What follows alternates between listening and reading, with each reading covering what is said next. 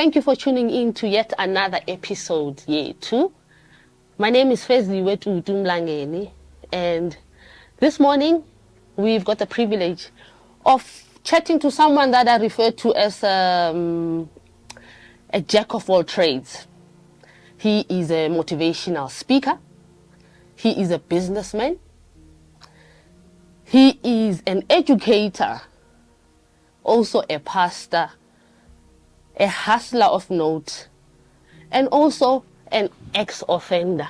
Namhlanje, we have the privilege of speaking to Solly Mankga. Solly, I don't want to do an injustice to that bio. Maybe there's some things that I've missed out. Maybe there's some things that I've added that I was not supposed to add.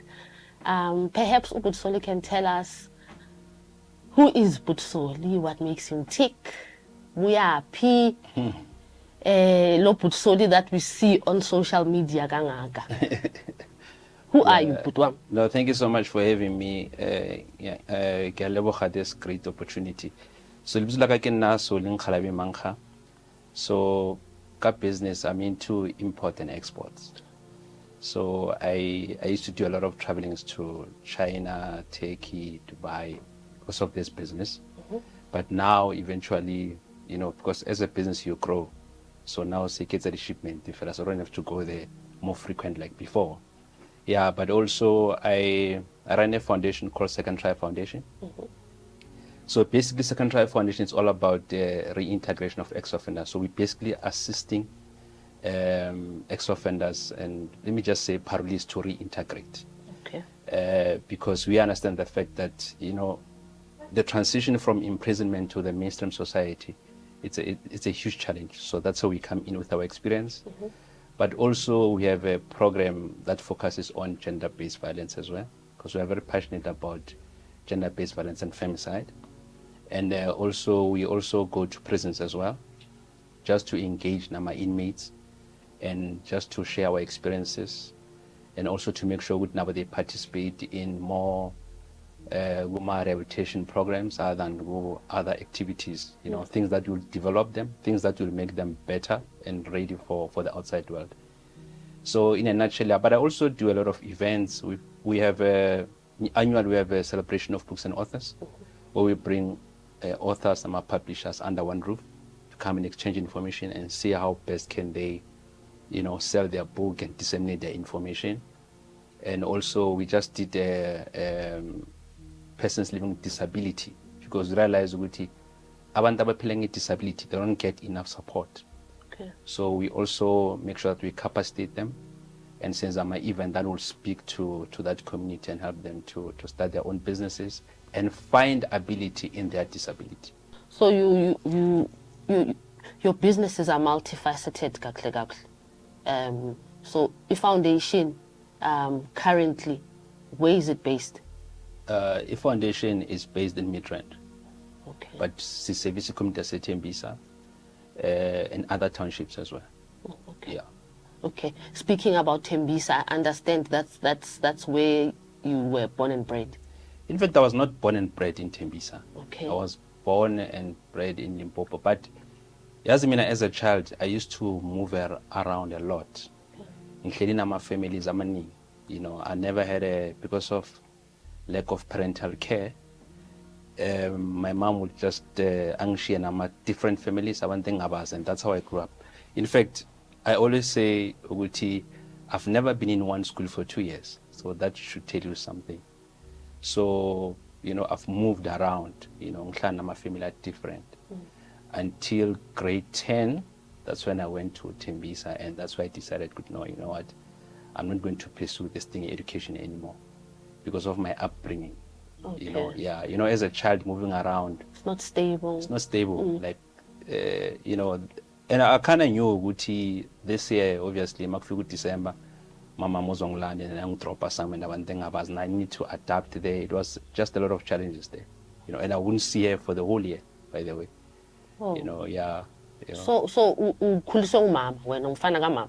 No, not basically. Mama, I don't think unkulisile because I will see her once a year or twice. Okay. So ngikhule nabantu engabazi, but eventually ngahlala nogogo. Okay, so in so Tembisa you settled with my Ugogo. yes, and my uncle. Okay. Yeah. Any siblings? Yeah, I do have a sister.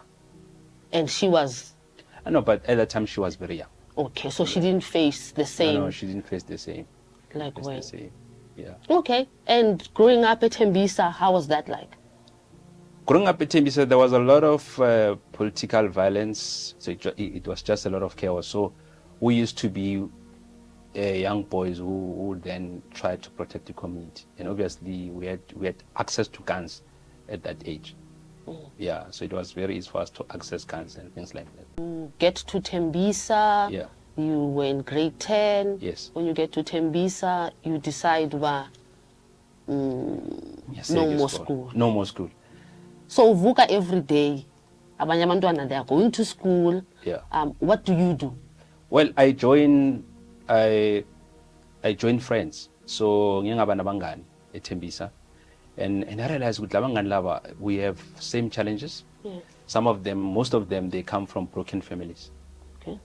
Parents are into alcohol, substance abuse, abanye abana bazali. So siyafana. So we could relate, at many levels. So we decided, no, you know what, I think we just sibe, man, if you relate to each other, then you automatically become like a family nyan, Okay. And that's where we started to look around, what can we do? Because we at that time we didn't believe with education can really transform our lives, because abantu abadala, like my uncle used to tell me, the education system, it's a system that was designed to reproduce slavery through black people. So once you get educated, you still need to submit under white leadership. So it was just a slavery that masquerade as something that will change your life, and that's the message that he used to preach, and we believed that. So your role models, your role models during that time were criminals. Yeah, were criminals. Because remember, most of the criminals, whether they are into heist, whether they are into whatever, whether they're making a lot of money, they can buy houses, they can rent townhouse in town. Yeah. But during the week, most of the time, by clever seduction. They're always say, because remember, he left by seduction. Yeah. And obviously, they're doing these things because of some other reasons. But the main reason, which they know we're going to hero worship them, we're going to exalt them, we're going to appreciate them, and we're going to look up to them, And that's why even today, among young people, they gravitate towards gangster, like kind of kingpin of something, other than somebody who's a leader, proper leader, who has never done any criminal activities, things like that. Yeah. So your uncle, in a nutshell, was the father figure. Yeah, he was. You never spoke about your father. No, I never spoke about my father.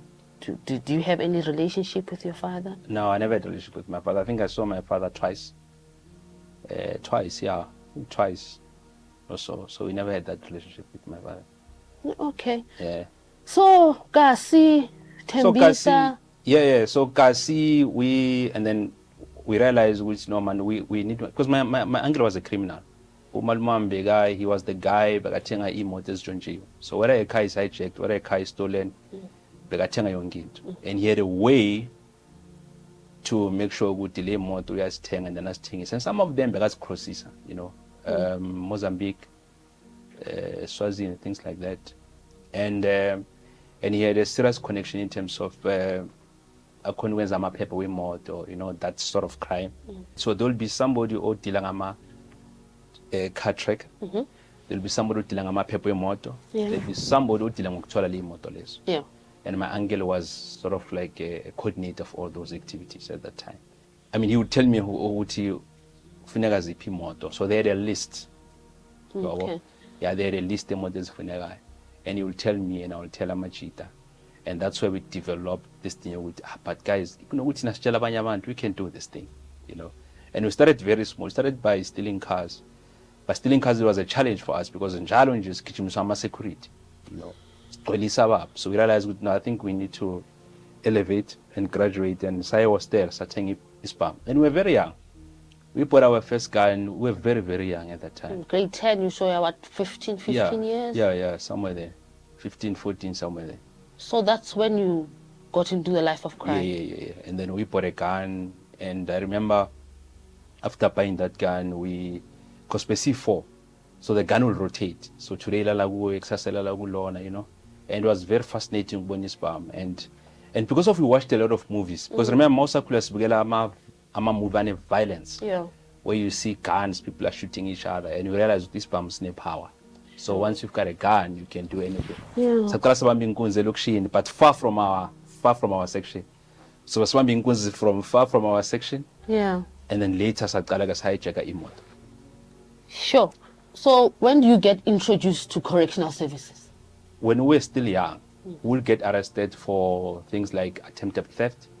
And obviously we'll get a free bail because of our age. And petty crimes. You know, petty crimes, And then this is a Boksburg prison is, you know, juvenile. There's a juvenile station. Station there. Awaiting trial. And then eventually, you know, again, we are Puma and you're thinking this is cool, you can always get away with this. And my angular connection, obviously, the case would disappear sometimes. But eventually we were arrested and we were charged with the armed robbery with aggravating circumstances.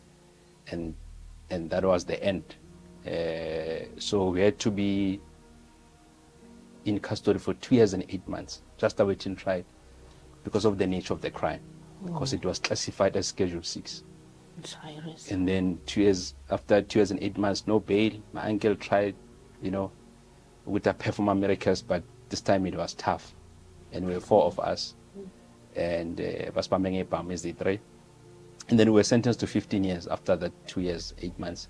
But some of my friends, some of my accused, they were sentenced to 45 years because they had other crimes. So unfortunately, I didn't have other crimes. So that's how I was introduced to the system, correctional system. Yeah. And where were you? Where were you incarcerated? So it trial 12 months Modabi, and then 1 year 6 months Sun City, Johannesburg prison. Then I was sentenced there, and I think I stayed there 2 weeks, 3 weeks, because overcrowding. It was just a mess. And then I got a transfer to local maximum prison. How old were you when you got arrested? 20. Solly. Now, how long have you been inside? So, inside, I served... Including these 2 years when you were tried? So it's 2 years, 8 months awaiting trial, and then 15 years, which I served half of my sentence. Okay. Yeah. So about 9 years. Yeah. And? So when I got to prison, because already I understood the system because I was awaiting trial for 2 years and 8 months. Yeah. So I knew there's a gangsterism, all those, because remember in Modabi, Nasesan City, there's a section of sentenced prisoners, there's a section of awaiting trial. So we could hear stories. And remember some of Abantes Nabo, a trial, some of them, they were, they violated their parole and, you know, some of them were ex-offenders, now re-offended. Now we're with them. They will tell us stories and we'll see. So I knew what kind of environment thing we maximum. So only 3 months, a B section, which is a Civisa, which is an observation section. Then I chose to go to A section, a school section. Okay. Yeah. Okay. So when I chose to go to A section, which is a school section, so for me, it was not I was not intentional about furthering my studies. You know, I knew that I didn't have any high school qualification, just a grade 10. It was just for me just to push time and to avoid going to C section and D section because gangsterism was very rife. So for me, A section was more like a safe haven where I could go and rest in Yana. So there was less of gangsterism activities. It's a school section, like in any prison. If you go to school section in any prison, the atmosphere is much better than other sections, trust me. Then I went there, grade 10, grade 11, grade 12. After passing my grade 12, I realized I'm up to something here. Then obviously we were told there's a gentleman called Mr. Masego is now here and Mr. Maliza at that time, and they said, you guys can apply for INAFSAS. And this is after you passed matric? Yes. And you passed matric well, I understand. Very well, very well, because I wrote 7 subjects. In fact, we're supposed to, initially they were recommending to start a 6 subject. I took 7, including criminology, just to have more subjects, to be safe. If I fail 5, at least there'll yeah. be Fortunately, I passed them all, and very well. There was a gentleman called Mr. Ngesa, and what we did, we applied for NAFSAS, so I qualified. So, and then I did a BA in philosophy, politics, and economics. That's your first year? Yes. With unis? Yes. When you started because of the circumstances. It's Yes. not something that you wanted to do. No. It was, So will you say then, was it your turning point when you passed matric? Was that the turning point to yes. say, you know what, this thing? It was the turning point. In fact, even before I went to school, because I remember we're in B section, Yeah. and they told us there's a pastor in a chapel. Because remember, prisons, we have a prison ministry. Then I went to the chapel. I think we were around 18. And, you know, Amachi, hey, Abazalwadi, Pastor and Fun. So I went there.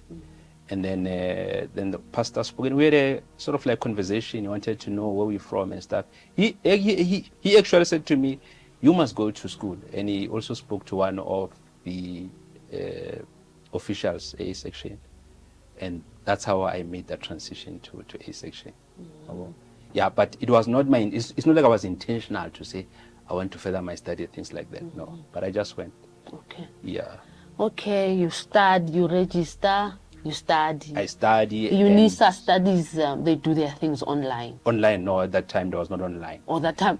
Okay. So this is how it is. So that time, when you qualify for NAFSAS, Yeah. so they take the Batati Malak Baisa Efans Kaik. That's a bookstore. Bookstore. I remember So that. based on your prescribed textbooks, you can call Fanskaik and buy whatever. Then they will courier the books to prison.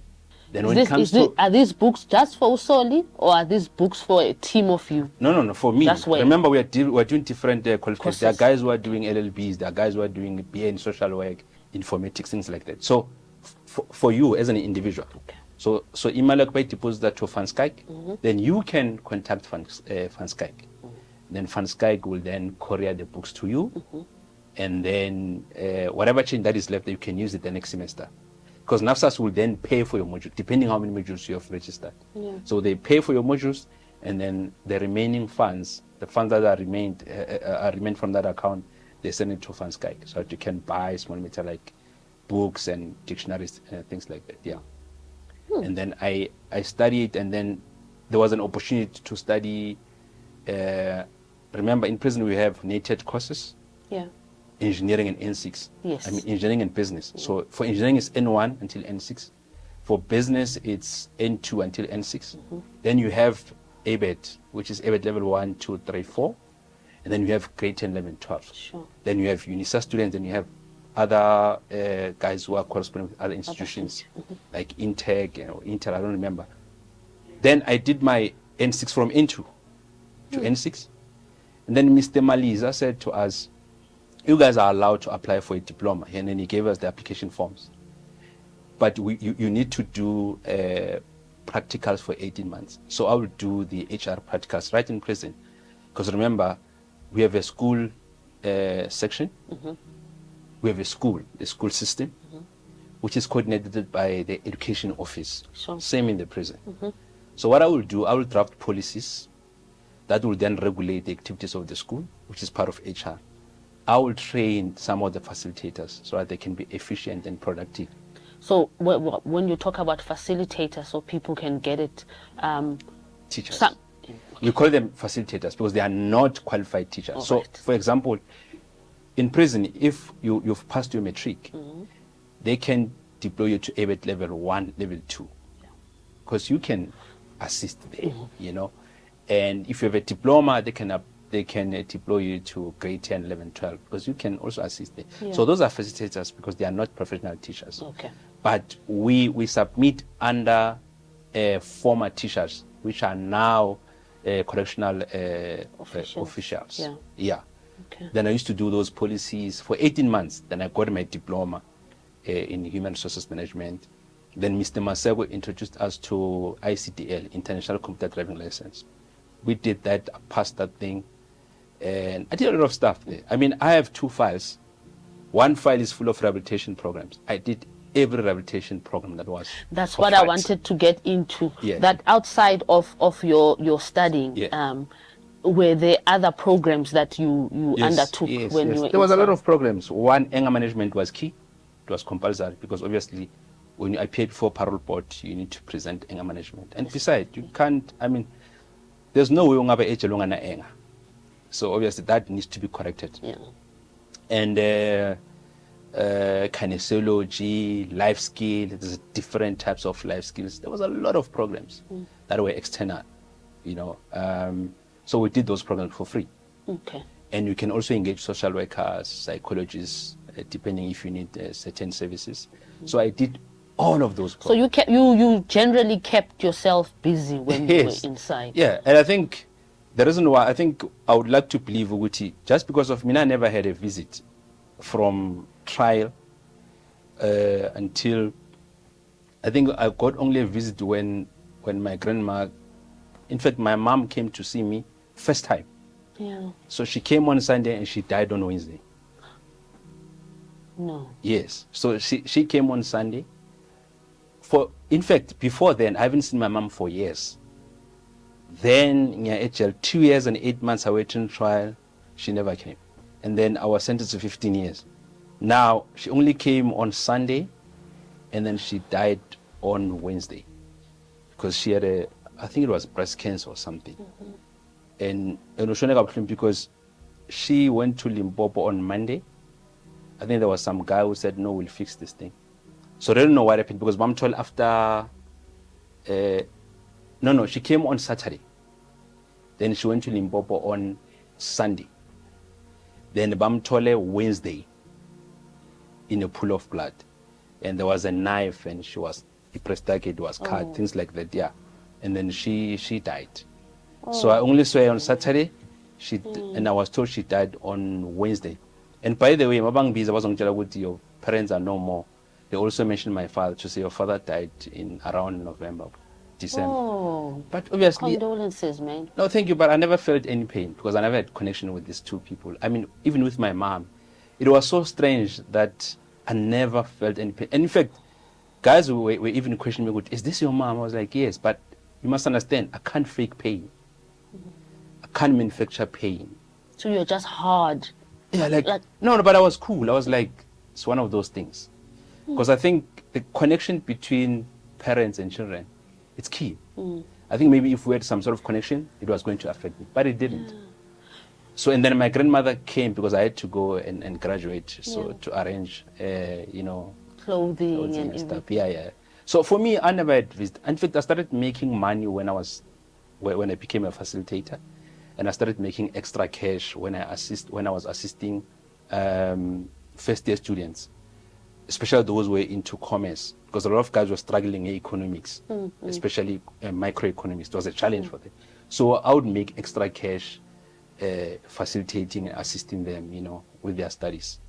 And that's how I was able to survive. So I got used to, I've never wear a sneaker in prison. I've never had I'm a pajama like other inmates. I've never had those things. So I was always in my single cell with my books. No, that worries me because I think from the stories we have heard and about people and what the system is like inside, if you don't have support from family, your life was probably unbearable in there. Not really, because remember we get meals in prison, and a meal is a meal. So I think you get a meal, you can never sleep hungry in prison. And also, I mean, there's lights, there's accommodation, so you'll sleep. Kuna sheet, kuna prison pajamas, there's a prison shoes. So I don't think it's that. So the food. So you can confirm that the food is balanced. What do you mean? Get a little bit of everything. Yeah, because you get your protein here and there. You get I mean, you get vegetables, you get proper pap, rice, meat there and there. And I guess me in a village, I've never been umuntu nokudla. I'm not a foodie. So anything for me it's fine. So I never had a visit until I was really, in fact, because prior to my release, when I learned that I could be eligible for parole, I was worried because I knew Uguti, I was going to struggle in accommodation. Yeah. And I spoke to one of the pastors in Benoni, and then he decided to take responsibility and provide accommodation for me. So so my role was to wake up in the morning, clean the church, and sleep there because I didn't have a place to stay. Which correctional center were you by the time you got to parole? Local medium. So I moved from local maximum to local medium. Okay. Yeah. Okay. And then the pastor that accommodated was you? in Benoni. Then they transferred me to community corrections in Benoni. That side. Yeah. Okay. And then after 6 months, so the guy, the church, it was a building. I don't know what happened then, and they had to kick him out. And then fortunately, my younger sister had a room, a location. So she was staying in that room. And then actually boyfriend, and then they moved somewhere. Was she room named Patla? Not for me, but she room named Patla because and then I went to that room. So I had to change from Benoni Community Corrections to Randburg Community Corrections. Then I went to stay in Teams, and that's where I started my life. Okay. Yeah. Just to pause there, to go back, those graduations inside. Yeah. How far did you study when you were in the system? I did everything. I studied, I even completed. So I've got a Bachelor of Arts in Philosophy of Politics and Economics. I hold a 3 years National Diploma in Human Resources Management. I hold an N6 in HR. I hold an International Computer Driving License. And I can say that he's preparing for his exams again because he's writing. Yes. What are you doing now? Because currently I'm doing a Bachelor of Theology with Auckland Park Theological Seminar, and also I'm pursuing LLB. And the reason why I'm pursuing LLB is that in my foundation, we had a lot of challenges a year before last. Yeah. Because we were working with social development. So our role was to identify victims of gender-based violence. And we realized that most of the victims of gender-based violence and femicide, they did not get to see justice, especially in the court of law, for whatever reason. So I then realized we can sort of like have a division that will focus on advocating and also helping the victims of gender-based violence to realize justice in the court of law. And that's why I'm doing LLB. I'm not doing this to practice per se, but I just want a background of family law so that I can be able to start that division where we can stand for victims of gender-based violence and femicide. I watched you on David Mashabela's podcast. Yes, thank you. Thank you for watching. I've been stalking you. Thank you. Thank you for that. Keep on doing that. It feels great. I watched you on there, and my key takeaway from there, and the message that you left on there, you said, my life began in prison. Yeah. You said you are the fighter, the resilient business person that you are now. Yeah. Because of your experiences. Yeah. In prison. Yeah. Talk to us about what you meant about that. The challenges, firstly, that segregation from community. It limits you. It also takes some of your freedom. So when freedom is very, very limited. Yeah.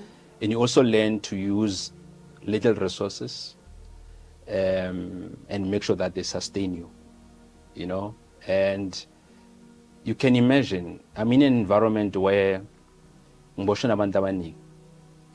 different characters, with different traits, different background, religion, creed, and so forth, different crimes. Sure. Now, I need to find a way to deal with those personalities and still be able to find myself and engage in these rehabilitation programs and allow the system to correct the offending behavior. It's not easy because sometimes it takes a lot for you to allow the system to correct that offending behavior.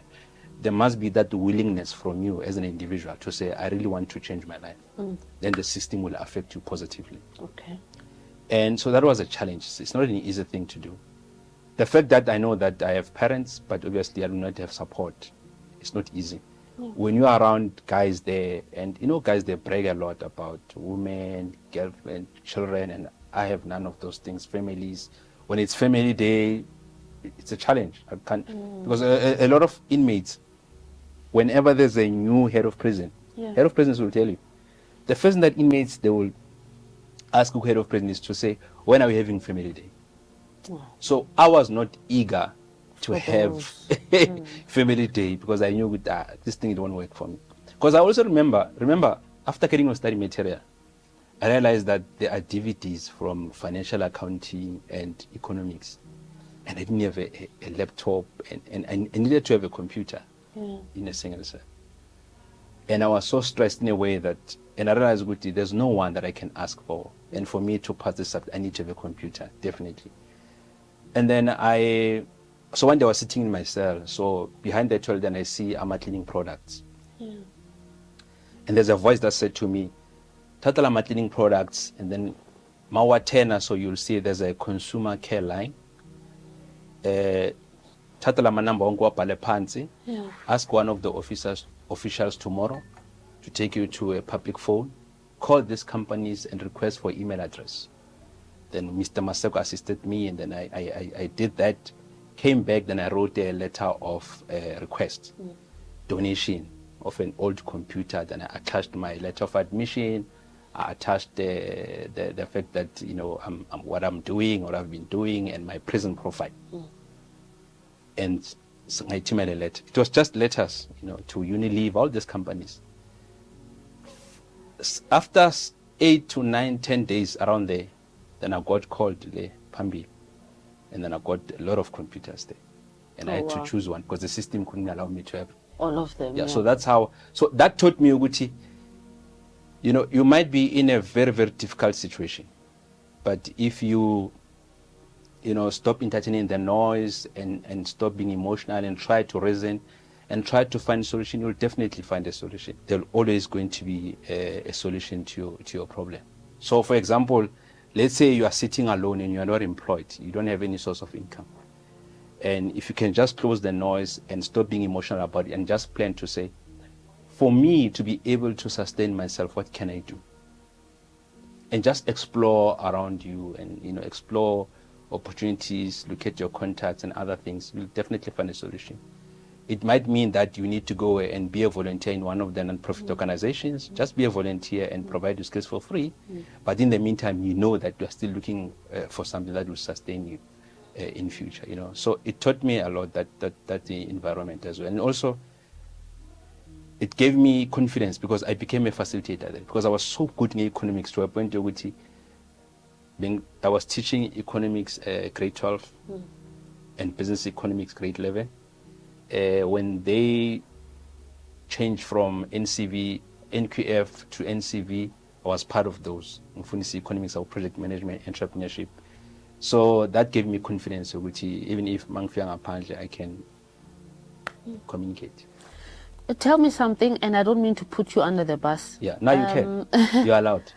Do you think perhaps DCS could make that process easier for the guys that want to study, with regards to somebody like you that didn't have a family that was going to bring them a laptop, that you had to go to the ends of having to do what you did, and got the stuff at the end.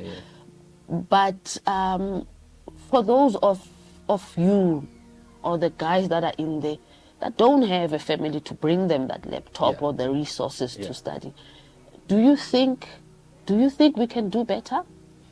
Okay, for me, during my time, I think during my time also it depends on prison, because I can't talk of the whole correctional services. But where I was, I think the education system was very much effective, where I was. The education office was punctual, very much effective. That is why if you can go back and check in my time, we had close to 120 people sitting for the exams. Okay. And that's a huge number in prison.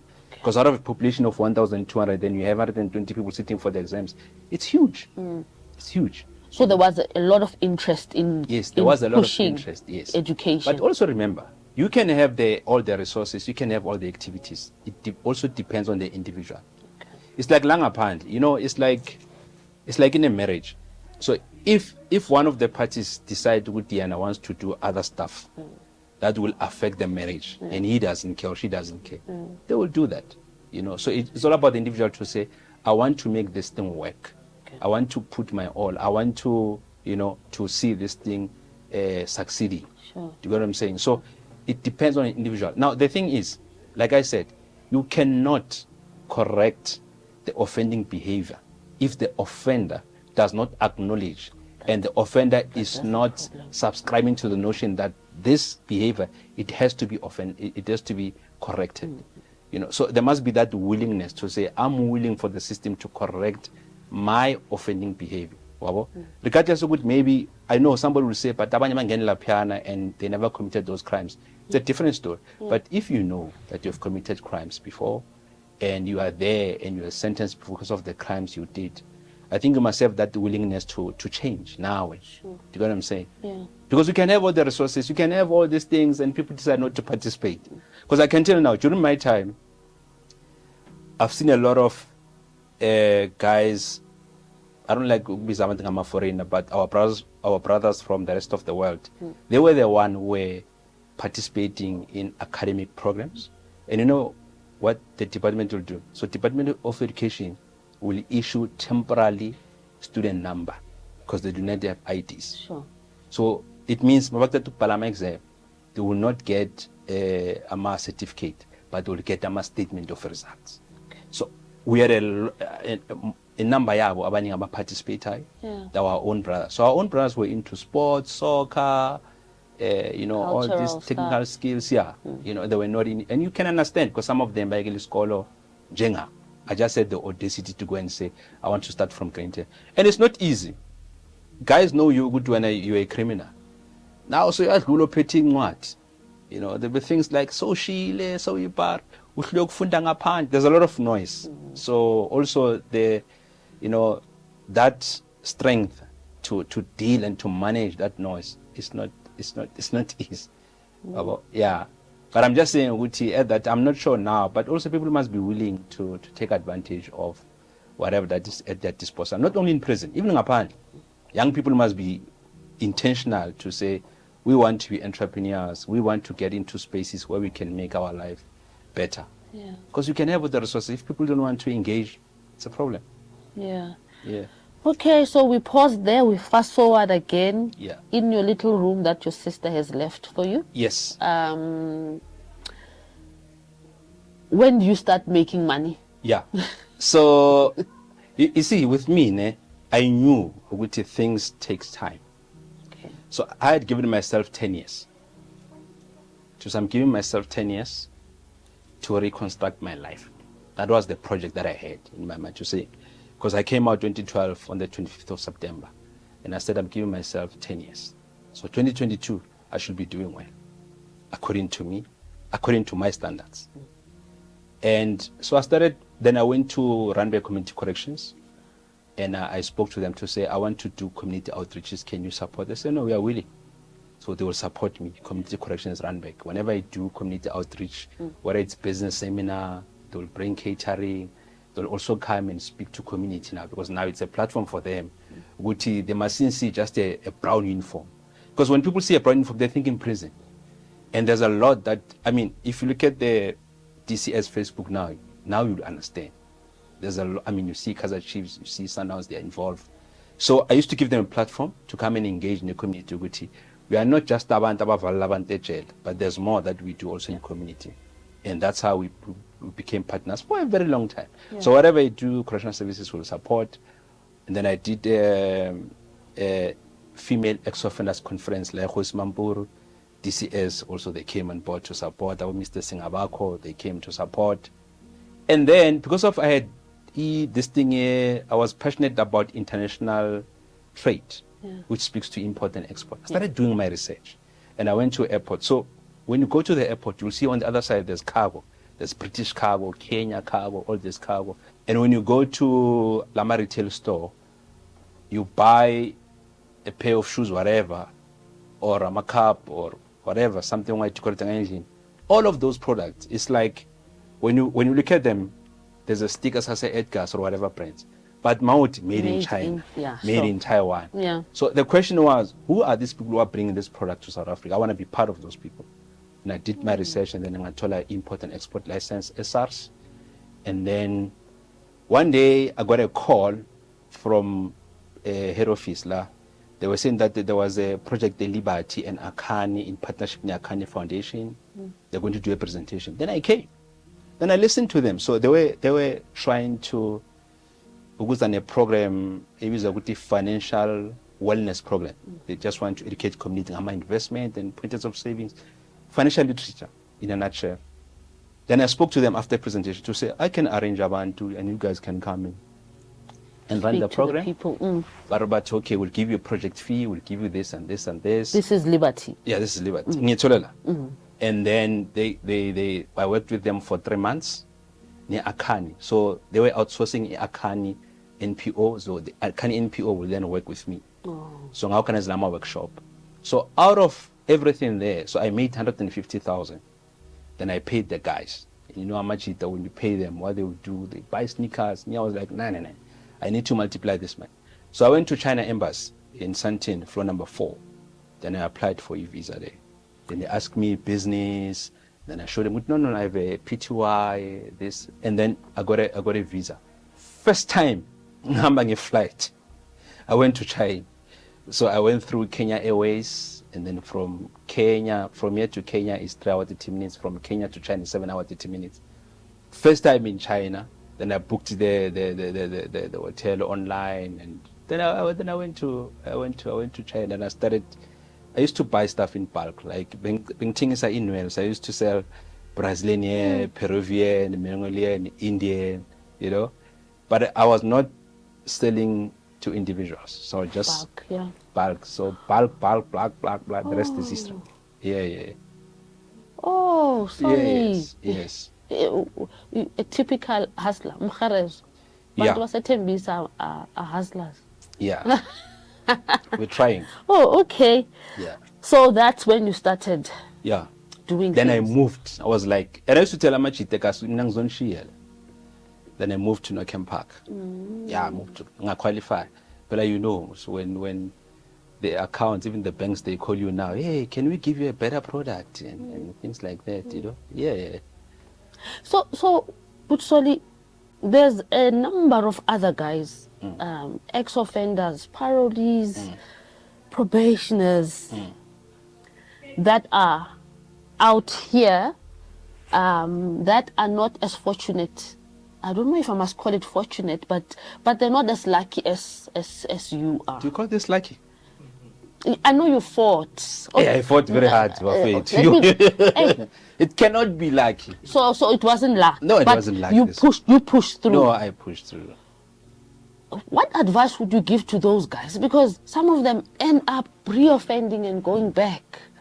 So what advice would you give to those guys to say, you know, Bafetu, perhaps you need to try nale, in order to make things happen, and not go back to a correctional center? Yeah. You know, there's one scripture where Nkulunkulu Moses, what do you have in your hand? And which is a very, very important question. And Moses said, I have a rod. So let me give you an example. So let's say when you don't have a degree, a diploma, you just have a certificate. Say PR in marketing. Do you know how many businesses do we have guys that are struggling to sell? We have a lot of businesses, small businesses guys that are struggling to sell their product. You go into that business and saying, my guy, I've done my market research and I've got a strategy on how we're going to move your product. I'm going to help you sell a product with my skills. You give me 10%. Already you are in business with this person. With immediate effect. Then you can do to others. Sometimes, if you know Uguti, you can speak and you want to talk to young people, we are here. We'll help you to put together a non-profit organization. And then you start going to schools. And more figure schooling, explain to them that I want to address the issue of drugs and bullying. You don't have to go far. In your area, go there. You will learn a lot of things there. Okay, this is the approach that I must take. And don't address the assembly. I'm not a fan of assembly. I don't like that. So, because I feel like you go to assembly, khuluma ngama-drugs. Some of the kids, they've never even Heard. about nama-drugs kuthini. So it's more like, and abantwana, they're very inquisitive, right? They'll want to know, oh, ukhuluma ngento so. That is your phone. Yes. Speak to the school and say, troublemakers. Abantwana bahlupha esikoleni. Then arrange a class, I'll come and speak to them. Already you have started working, which is part of your reintegration. And then once you do that, then uzufunda ukuthi, okay, should I package this thing? Should I ngibiza amanye amajita azokhuluma ngama tattoo, abanye bazokhuluma ngama gangsterism, abanye bazokhuluma whatever that you want to address. Already you are active. Then you can think of, how can I formalize this thing? That will help you to put together a non-profit organization, a social development konala. Then you can operate now a foundation now. Then later you can look for sponsors, for donors, and for funding. National Lottery Board, they do fund. Gauteng Gambling Board, they do fund. Social development, they do fund. There's a lot of funders and there's a lot of sponsors. In fact, there's a lot of NPOs that have a lot of money. They just need implementation partners. Somebody who can go and implement the program at Tembisa, at Trashville, Soweto, Pitori, Mamelodi, things like that. So I'm just saying, I think abantu babheka izinto fancy. I mean, if somebody begins a ikari in agent, just ikari.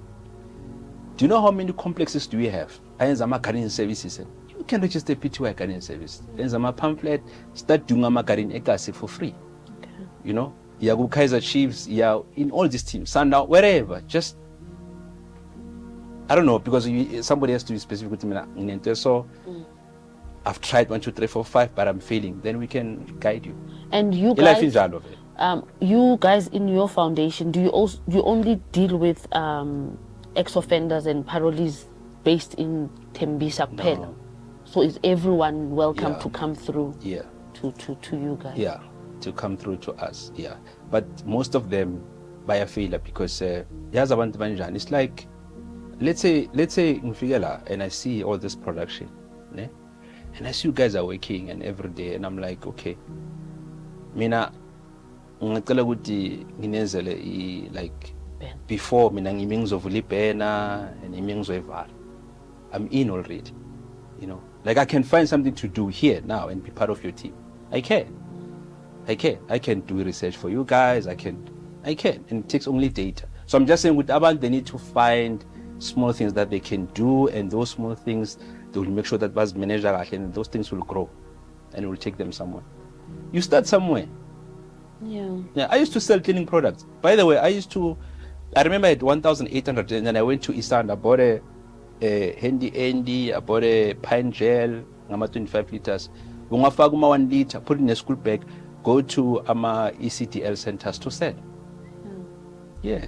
So I think before we leave here, if you can share the details of the foundation so that if there are any people that are listening and may be interested, to start we don't need CVs. It's cut some CVs pelil. So somebody can see an opportunity, a Bali proposal to say, I see you guys are doing 1, 2, 3, 4, 5, but you are not doing this. And I mean, I can do this. They won't say no because they want to improve their product, they want to improve their service. Or what? Yeah, so the E Foundation is Second Try Foundation. And then on Facebook is Solly Nkgalabi, and even on Instagram. But I'm more active on Facebook because that's where I post my events. Okay. Yeah. We'll put the details at the bottom so that if you guys are interested or want to get in touch, you can just reach at the details at the bottom.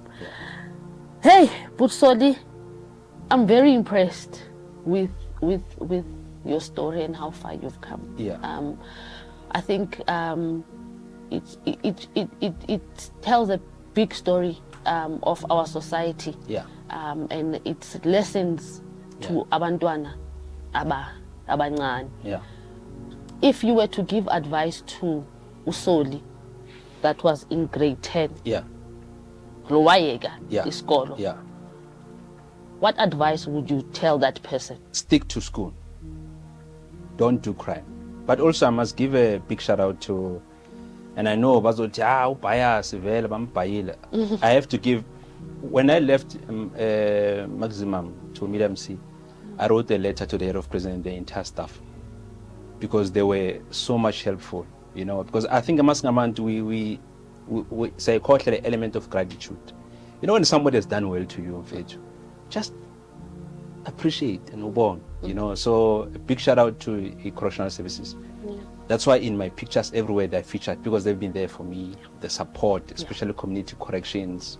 Even when I had issues, they'll arrange a social worker for me and things like that. And even till this day, I mean, last year I was part of Funda Mzansi Epoxpack, you know. So for me, it's huge, you know, just to participate in their program. To parolees and ex-offenders, especially parolees and probationers, they must not relapse, you know. They must just try to find something that they can do, and they must be patient and disconnect from old friends, because once you disconnect from old friends, it then helps you to disconnect from bad habits. Yeah. Wow. Lastly, from my side, I want us to play a game. A game? Oh, no problem. Just to wind down. I'm going to ask you some questions. Yeah. No explanations. Yeah, just straight answer. This one or the other one. Okay. Angit. Yeah. Ningambone smart kangaka. You can see that he can just relax a little bit now. Yeah. Okay. So, if I said Chiefs or Pirates? Chiefs. Definitely. Road trips or flights? Flights. Tea or coffee? Coffee. Are you a piano or a house guy? No. Gospel. Merc or BMW? Maserati. Ah. Winter, summer? Oh, summer. I love summer. Reading or TV? Reading. Bona, definitely reading. We really appreciate your time. And thank you for not asking about, you're not like Lamanya Mapot as of Buzong, are you dating? Thank you so much. Because, you know, sometimes when they ask you about this thing and somebody's watching, like, you didn't say you are dating me or whatever, or said you're single or whatever. So thank you so much. Let's keep them. Are you? No, are but you? The interview paid. Interview paid. Thank you, Solly. Thank you. Guys, if you want to get a hold of him and his foundation, Solly, any events actually? Any events coming through that you are pushing that Not people now, must know? because we have just done one a week ago. Yeah. That persons living with disability. So we're looking forward to a celebration of books and authors in October. Okay. Yeah. And you know what? You know, God has been amazing. It's a Shama full house. Full house. The support. So you do these events in communities? Yeah, in communities. In Gauteng? Yeah. Any prospect of going national? No, we're planning. Also, remember, you need to have a very dedicated team. And Machankora as well. Yeah, of course. Of course, because you need to pay these people. Of course. You need to finance everything. Yeah, nobody will get there. You know, as long as you are making a difference in your own corner, that small corner. Yeah. I think it's huge. Yeah, it's huge. That impact is very important. No, we really appreciate you for making time for us. Thank you. Thank you for coming through. It details Gaput Solly and his foundations are all at the bottom. And also, please remember to also like EDCS_ZA, where you can get a hold of our podcast as well. Until next time, I'm Hodzo.